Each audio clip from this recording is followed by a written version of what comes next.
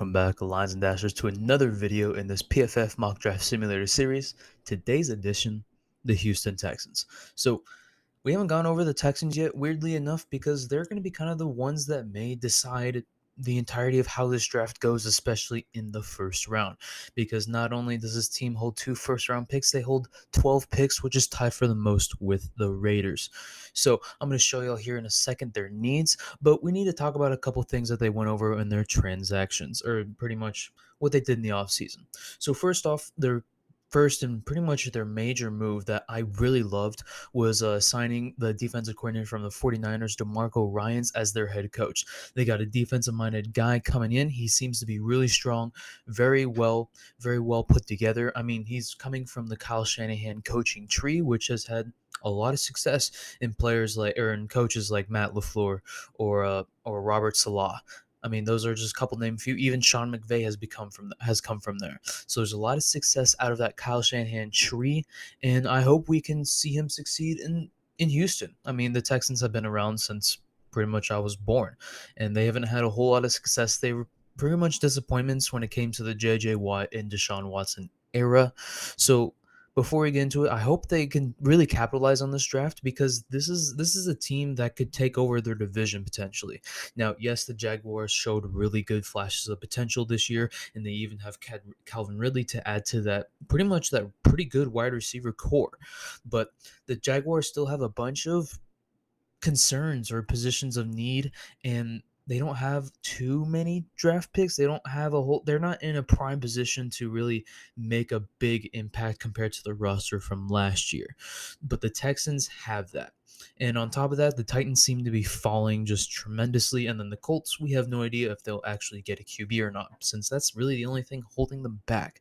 So the Texans have a chance of taking this AFC South division just like that in 1 year, going from last to first. Because if y'all know, in the NFL, there's always one team every single season that was last in their division that goes to first. And I honestly think that the Texans probably have the best shot outside of the New York Jets. So let's look at the big moves that they made outside of the head coaching signing. If y'all see here, they have a bunch of 1 and 2 year contracts with guys like Devin Singletary or Corey Littleton, the middle linebacker, Dalton Schultz, who majority of y'all know, who came from Dallas somehow on a 1 year deal. I'm still kind of shocked that that happened. I thought Schultz was going to have a way bigger deal or way more demand. I thought it was going to be higher in demand. 2 year contract with Jimmy Ward. Re-signed Laramie Tunsil to another record deal at the left tackle position. But another underrated move that I want to talk about is Shaq Mason. They only traded a 6th round pick for it and got another 7th round pick from the Buccaneers in return, but also got a pretty good right guard. Shaq Mason came from the Patriots, was drafted by the Patriots, then went and pretty much kind of followed Tom Brady a year after in Tampa Bay, and then has now been on the Texans ever since this offseason. But here's the thing. I feel like this is a very underrated move because this guy, I mean, his run blocking grade is not that great, but his passing block grade is amazing. He's doing all right, and he's 1,200 snaps, which is first in the entire league. This guy has been healthy year in and year out. Hardly allowed any sacks last year, with just one, and then only had 2 penalties. So this guy is a solid guy to put in there, and he's only 29 years old, so he's going to be there for a while. And they're probably going to draft a quarterback here at the number 2 pick, which I will talk about here. But on top of that, keeping their future quarterback upright is key because they drafted Kenyon Green last year, if y'all remember, with the 13th pick with their other second first round pick, and then they've had Laramie Tunsil there for a while, and then now they got Shaq Mason, so they almost have that offensive line solidified, which they really haven't had pretty much in their entire franchise existence, which is short. It's been 21 years since the franchise has been pretty much alive. They signed Sheldon Rankins to a 1 year deal, kind of just to help out the defensive line. Same thing with Ridgeway, but nothing that's making huge, impactful things, right? Maybe Devin Singletary is the biggest impact move, mainly due to the fact that Dameon Pierce, at least in fantasy terms, may see less volume.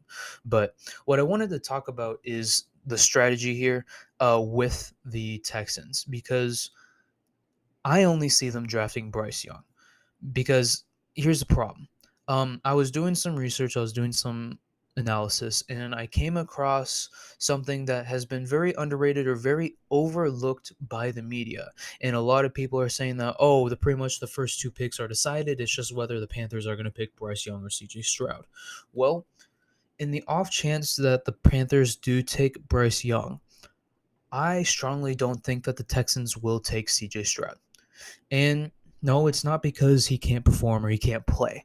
It's because of his agent.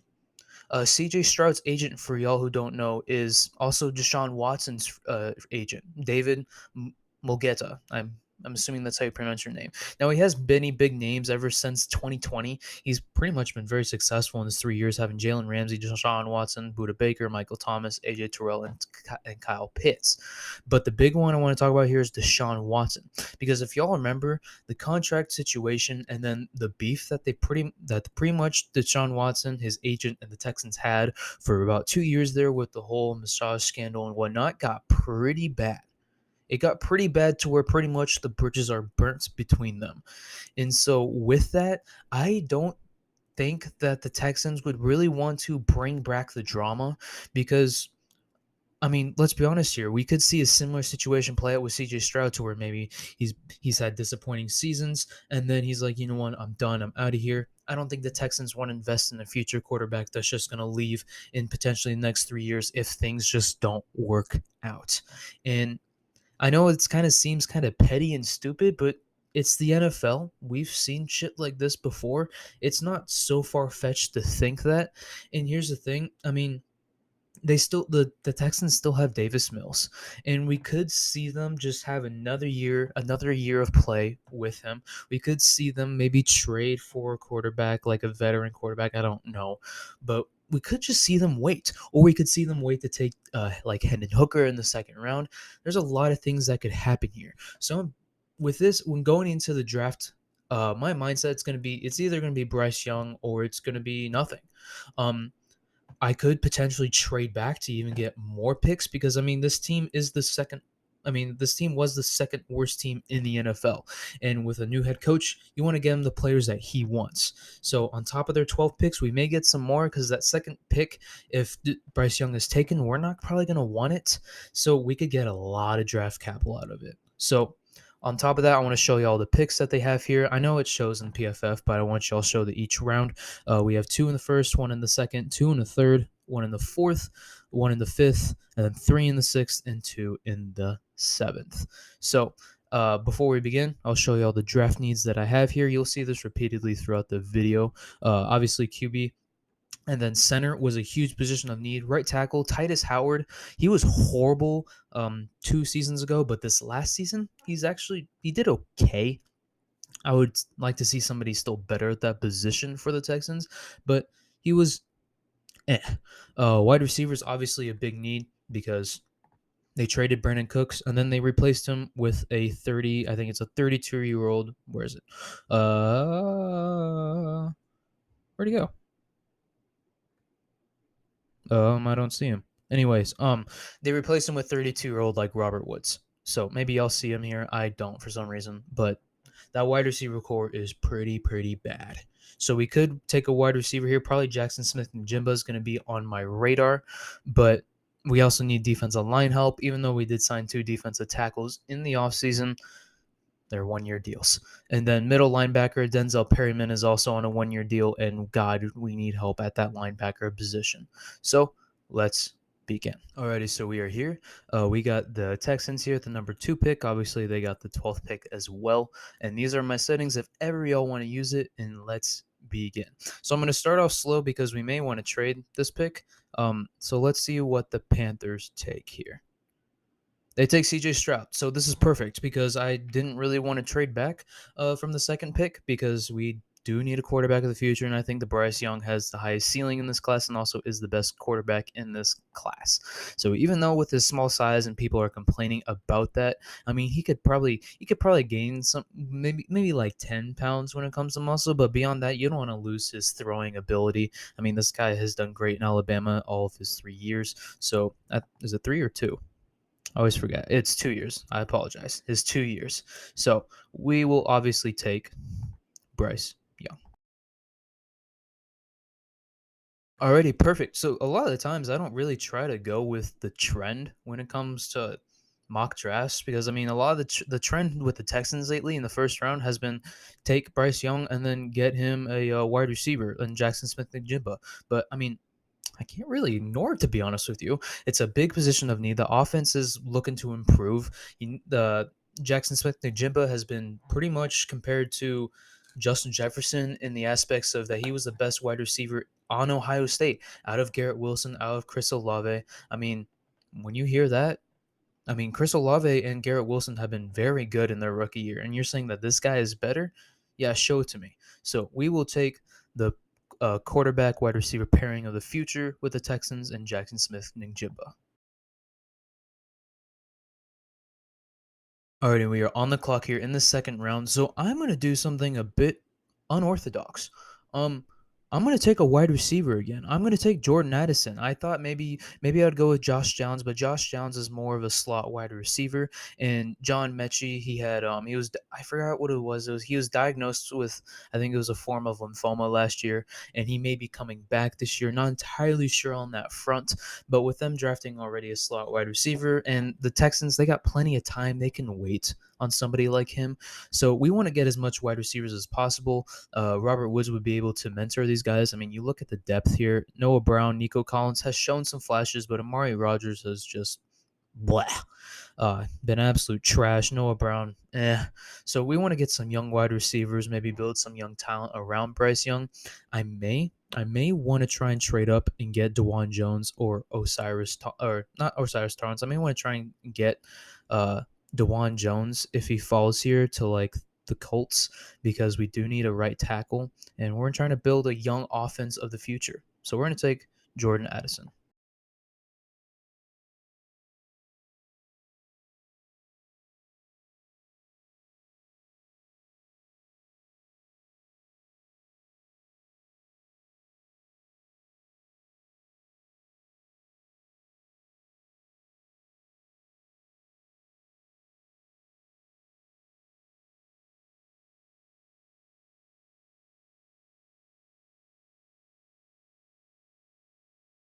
Alrighty, so we are back in the second round. I did end up trading up to get Dewan Jones here. Now, for some reason, it did not show it on here, but pretty much to get Dewan Jones, I gave up a our third round pick.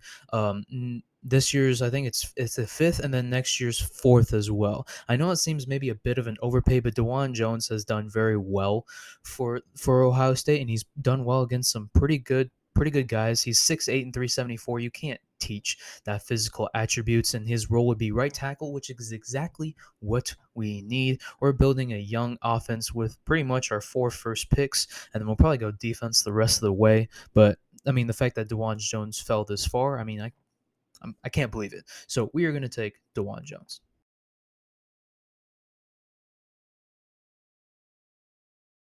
Okay, so we are here in the third round. I previously drafted this guy in my LA Raiders mock draft.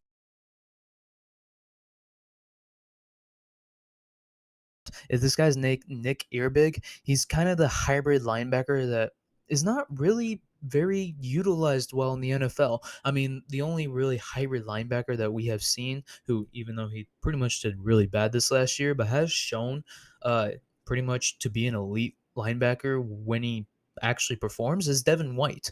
So this is the closest guy I've seen to a guy like Devin White, 6'2", 240. He's bigger than Devin White. And even though his role's off-ball linebacker, this guy can pass rush. I mean, that's pretty much what he did in college at Wisconsin. I mean, a 91 grade pass rush grade and a 24% win rate. That's pretty damn good with 20 sacks in 2 years. And I mean, that's a lot of hurries and a lot of hits. This guy can pass rush. He could be a package guy that DeMarco Ryans wants to build a linebacker around. And DeMarco Ryans does need his linebacker of the future, and I think this guy could be it. He'd be a very cool asset and tool to use. So we're going to take Nick Earbig.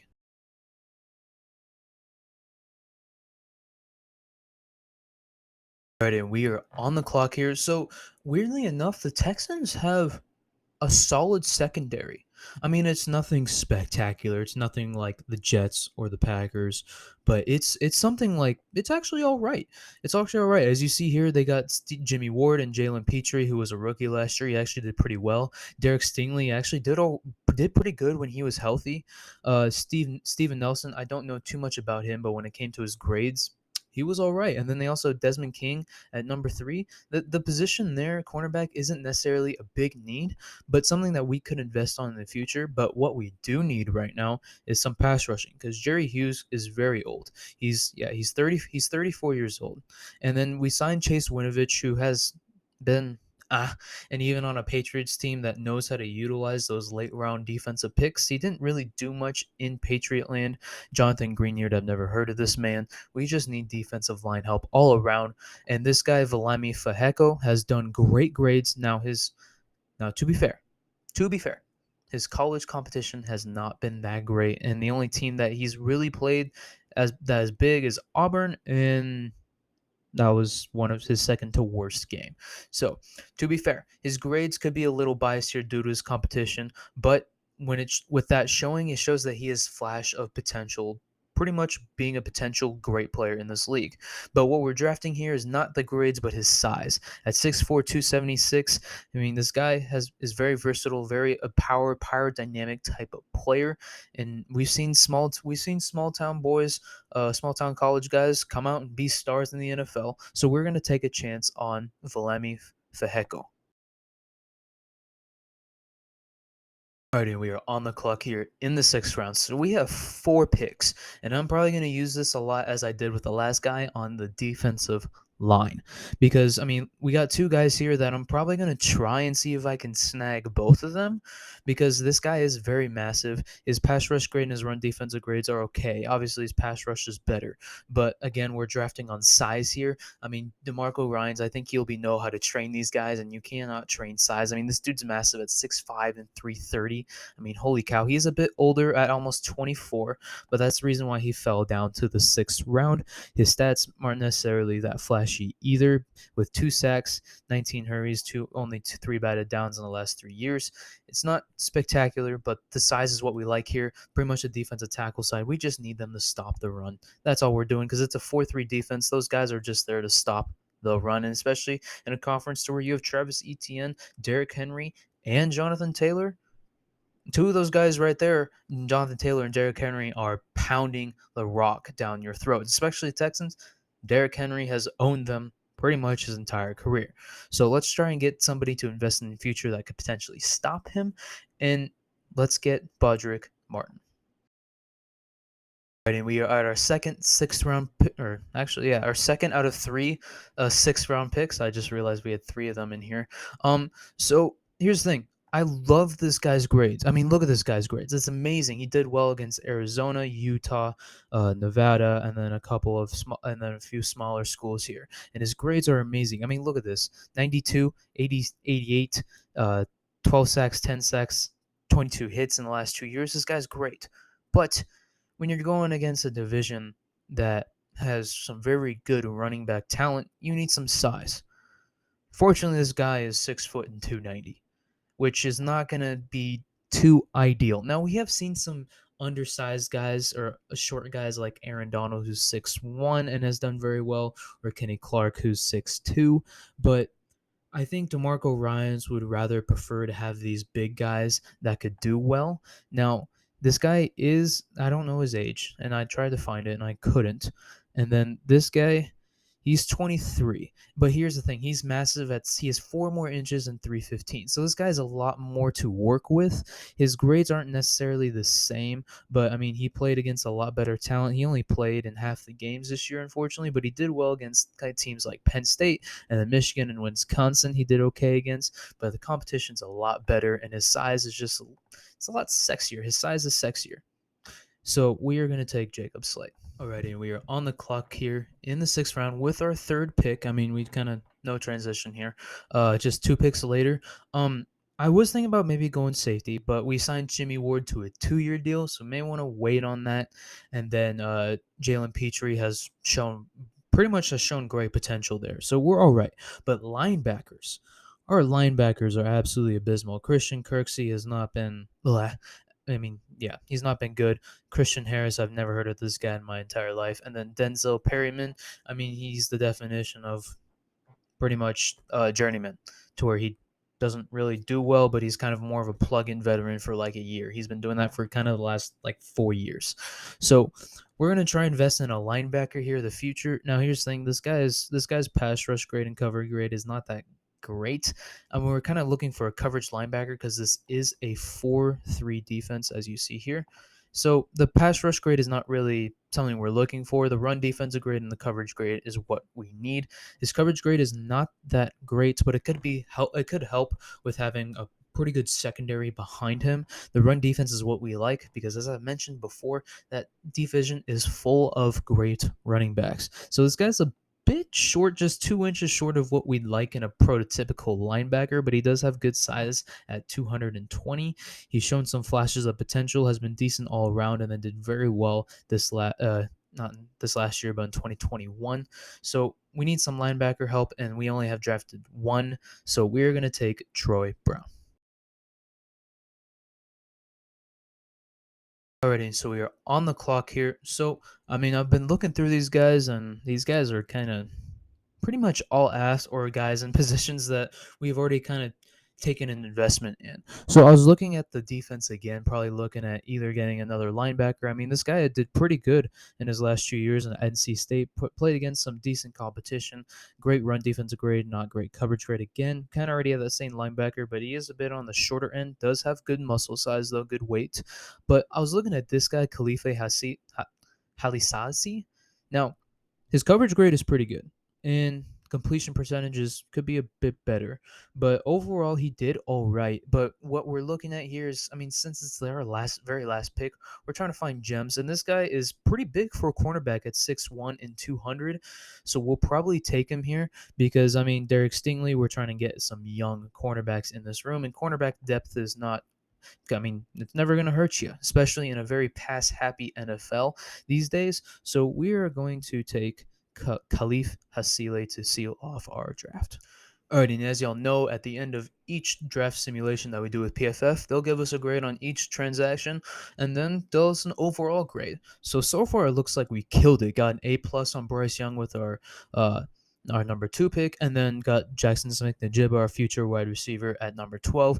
Got another A here with Jordan Addison, and then an A in getting DeJuan Jones. I really love that. I mean, he is very massive, but they gave us a D plus for the trade. So they finally do show us the trade details there.